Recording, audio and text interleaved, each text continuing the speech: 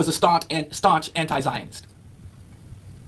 But he said, when you have support for Israel or when you denounce the Palestinian cause, you are setting up a global system of oppression. You are supporting imperialism.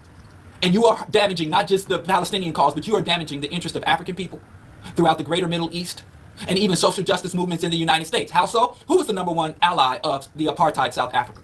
Who was the one that was arming and equipping the South African and then in the Battle of Zimbabwe, the Rhodesians? Who was one of the fiercest allies of the colonial forces in the last days of European direct colonization of the African continent? Who was the weapon supplier, the financier, and the number one ally of white colonists on the African continent? Israel. Israel was even when the United States had said, fine, we'll boycott apartheid South Africa, Israel was ride or die. Was ride or die for the white minority rule in South Africa. Israel was supplying the weapons. And then when you went into the stage of neo-colonialism, when they wanted to overthrow, who was the number one ally of the CIA and the United States in subverting African sovereignty and true African liberation? Again, it was Israel. And the United States loves to play, because the United States is on the Security Council, the United States loves to play the high and mighty champion of democracy. So oftentimes they outsource its wet work, and wet work means bloody work, assassinations, overthrows, coup d'etat. It outsources them to Israel. Or the U.S. gives Israel billions of dollars in quote-unquote aid and support, but that aid and support is nothing more than weapons. And then Israel is allowed, because the United States, because of its own regulations, is not allowed to sell weapons to certain nations. So they give it to the nations they can, and then they resell them. And also, let's come to it. Maybe you don't care about Africa. Maybe you're one of those scumbag ADOS, or because now Ann Coulter told them to change their name. And racist Ann Coulter said, don't call yourself American descendants of slaves, call yourself descendants of American slaves. So Ann Coulter renamed the ADOS the DOAS. Whatever. But let's say you don't care nothing about what happens to our brothers and sisters on the African continent. Who do you think trains the police officers in crowd control tactics? Who do you think trained the Ferguson Police Department and how to handle unruly citizens? U.S. police departments receive government grants to go to Israel to learn how to train and control and suppress unruly mass populations. So there is all sorts of research saying that the nation of Israel, every unjust, dictatorial, genocidal, discriminatory regime across the world has in one way or another been aided or supported by Israel, but via the United States. Israel is the bagman for the United States. It's not just the money. Money is fiat. They print money. They got machines and they print money. And U.S. money is based in nothing. It's based in nothing. The U.S. dollar is not backed by anything but the U.S. willingness and capacity to kill anybody who denies that that dollar has value. Here's a dollar. I reject it. Then I kill you. That's how the U.S. dollar works. The U.S. is the world reserve currency. And every nation that says we're going off of the world reserve currency, we're no longer going to use the U.S. as our world currency. We're not going to, in order to do, let's say you have your own currency of your nation and you want to do trade with another nation on somewhere else in the world, both of y'all have to convert your own national currency to dollars, do the trade, and then reconvert it back. And that's what sustains the U.S. dollar. And if you try to go say, well, let me trade my currency directly for your currency, or forget the money anyway, it don't mean anything. Let's go resource for resource. Let's trade goods for goods, services for services. Then you become a communist, you become a terrorist, you become someone who needs to be bombed. You become the troika of evil, the axis of evil, and Americans are really stupid. So any bright, shiny TV with all kind of evening news, new terrorist emerged somewhere in the world that we need to go kill people. And the Americans will be like, woo, freedom prize, America, USA. And they will support the killing, and we will tell our sons and grandsons, hey, go enlist and go over there and kill those people. That's how the U.S. dollar works. And there are some areas where the U.S. does not want to tread, where the U.S. don't want to get its name dirty, and that's when they call up Israel. So it's not the money. That is part of it, the money that Israel puts into politics, but the money that Israel puts into politics is money Israel gets from the United States. So it's a circle jerk. So it's not really the money. It's the strategic alliance. The oil reserves, and let me tell you something else, and this is what the Zionists need to understand. The moment that Israel is no longer a strategic resource, is no longer needed to be a bagman, the United States will turn its back so fast on Israel. Look what they did to Mobutu Sese Seko. They propped Mobutu up for 30 years in Congo. Everybody like, oh, he's such a strong man, he's such a dictator. And the moment that the European forces and the U.S. said, oh, we're done with you, he was gone. Same thing with Papa Doc Duvalier. And in fact, the moment that Israel no longer becomes an asset for the United States empire, or as the U.S. empire fully collapsed under its own corruption and contradictions, it's over for Israel. And they are an island, but they got nukes. But the nukes are suicidal. There's no way in that limited region for Israel to use its nukes in such a way that would not cause severe blowback. And then you have nuclear-armed crazy-ass Hindus in India, nuclear-armed crazy-ass Muslims in Pakistan, and nuclear-armed crazy-ass Zionist Jews in Israel. And they want to tell us to be scared of North Korea nukes. North Koreans are atheists.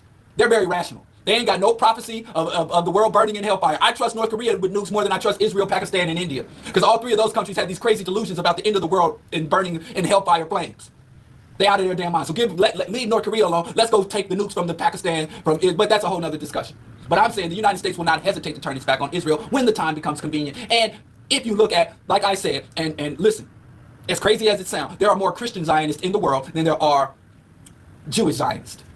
And the Christian Zionist says, before Jesus can make his triumphant return on a flaming chariot pulled by lions and unicorns, before Jesus come back and not come back as the lamb, but come back as the lion and get his retribution, bound the devil, and all that other insane, feverish delusion of end-time prophecy, before that can happen, Israel must be subdued. Half of the Jews have to be slaughtered by the infidels, by the Muslims, and the other half of the Jews will convert to Christianity. And then the seal will break. The Ark of the Covenant will open, Jesus will return, and it will be the rapture, Armageddon, and all that other nonsense. They really literally believe this would happen. So the Christian Zionists are literally propping up Israel. They want Israel to aggress against its neighbors so that they could bring about the war of Armageddon, and so that more than half of the Jews across the globe can be put to the sword and slaughtered, and the other half of the Jews become Christians. So the Jews are being supported in their genocidal efforts because the Christians want them to be subjected to yet another genocide. If you don't believe me, just look it up. This isn't even anything this is not some Illuminati secret code. This is what they write public and publish and make available to everybody. The evangelical, the Christian Zionists, they tell it. They're not even ashamed of this nonsense. And yet we had one little freshman congresswoman in her little hijab coming straight out of Somalia. One little congresswoman is like, I'm gonna tell it. I'm gonna go ahead and speak a little bit of truth. I'm not even speaking truth in my capacity as a congresswoman. I'm not in the House and Senate, because anything you say on the House and Senate floor becomes part of the permanent record. She didn't even walk down into the chambers and say it. She just retweeted. She didn't even say it. She just retweeted a Jew. A Jew. And she let them call her anti-Semitic, even though homegirl couldn't even say, well, if I'm anti-Semitic, then Max Blumenthal is anti-Semitic. And if everybody's anti-Semitic, nobody's anti-Semitic. No, she came out and apologized. And she said that she's learning.